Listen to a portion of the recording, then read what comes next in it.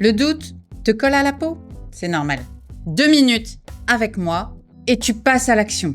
Tu vas le combattre. Si tu veux rester prisonnière du doute, dans ce cas, quitte cette vidéo. Elle ne sera pas faite pour toi. En revanche, si tu veux la combattre, dans ce cas-là, reste. On passe à l'attaque toutes les deux.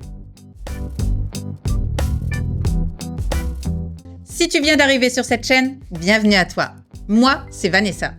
Il y a quelques années, je suis sortie d'une relation toxique et aujourd'hui, je mets mon expérience à ton service pour te permettre de devenir la personne inarrêtable que tu as toujours rêvé d'être. Bienvenue dans cette série 4 combats pour devenir inarrêtable. Et là, aujourd'hui, le combat numéro 3, le doute. Le doute, c'est normal. C'est normal de douter quand tu sors d'une relation toxique ou dans toute autre occasion.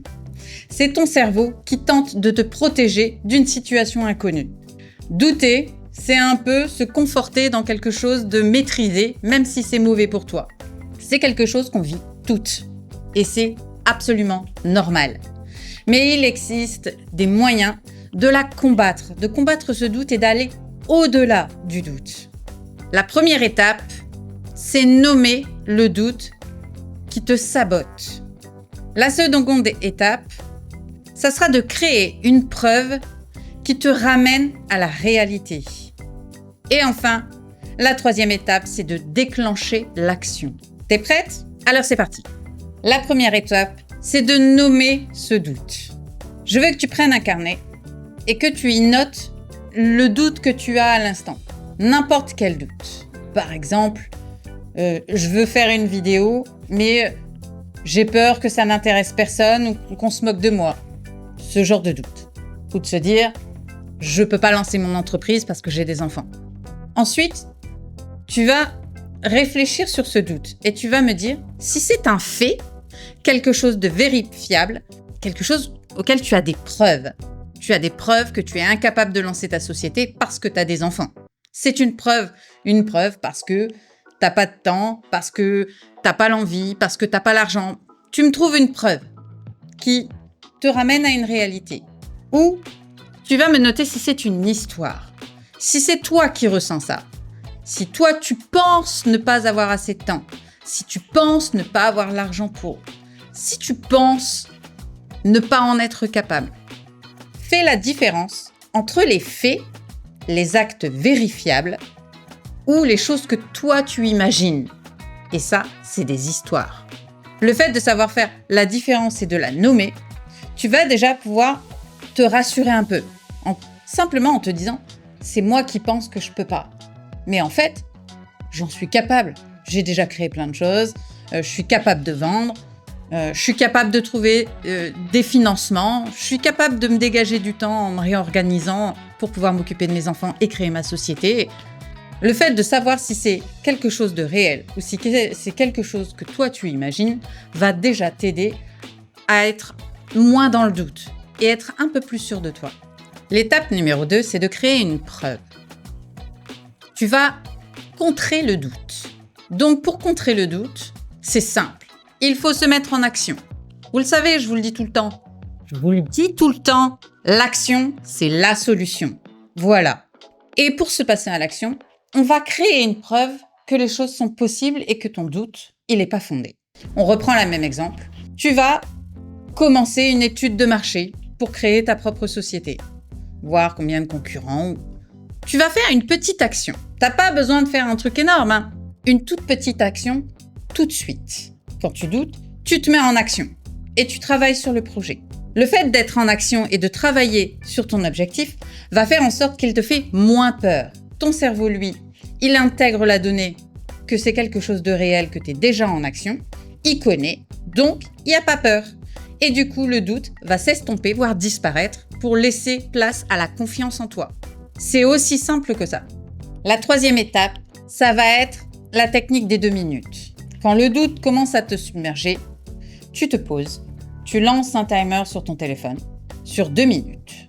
Et pendant ces 2 minutes, tu vas souffler, tu vas reprendre ton calme, tu vas visualiser les faits, les choses que tu peux faire, et ensuite, tu vas te mettre en action pendant ces 2 minutes. Pendant ces 2 minutes, tu fais une petite action, n'importe laquelle. Peu importe ce que tu fais. tu ne prends pas compte de tes doutes et tu fais quelque chose. Passé ces 2 minutes, tu vas avoir 2 solutions. Soit tu doutes encore, et là, c'est qu'il y a un problème de fond et tu vas pouvoir creuser sur qu'est-ce qui te fait douter à ce point. Mais dans 90% des cas, le fait de t'être mis en action, d'avoir visualisé les choses, va faire passer ce doute. Tu ne seras plus dans le doute, tu seras dans l'action, dans les perspectives. Et ça change tout. En conclusion, je dirais que le doute, c'est un sentiment qui est tout à fait normal.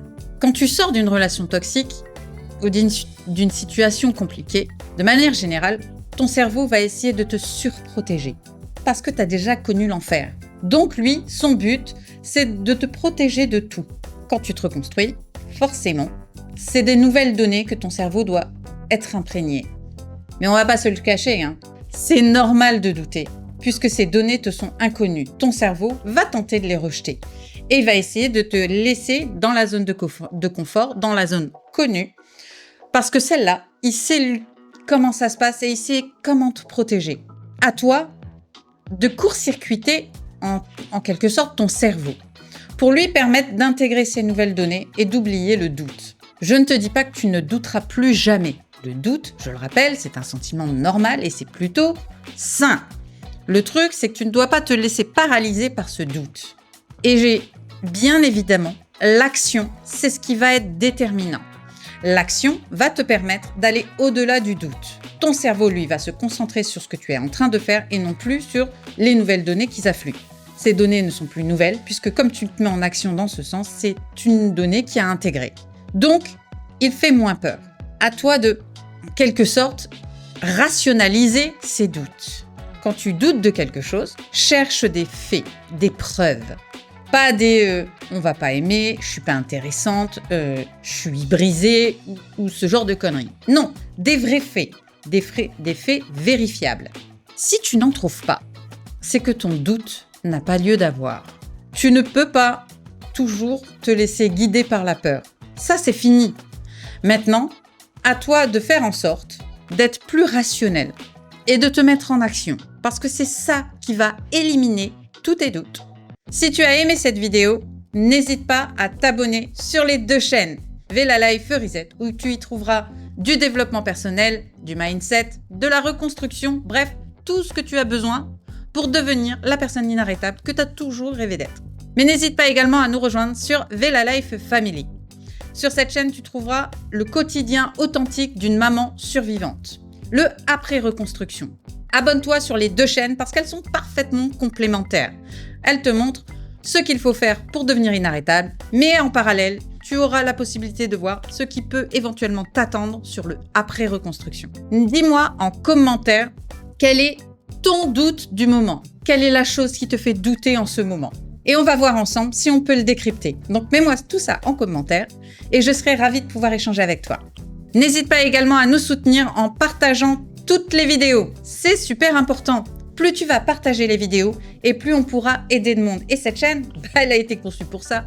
Donc je compte sur toi et sur ton soutien pour partager et commenter chacune de mes vidéos. Et n'oublie pas, une femme inarrêtable ne demande pas la permission d'exister. Elle existe. Et quant à moi, bien ma foi, je te dis à bientôt dans une prochaine vidéo. Bye!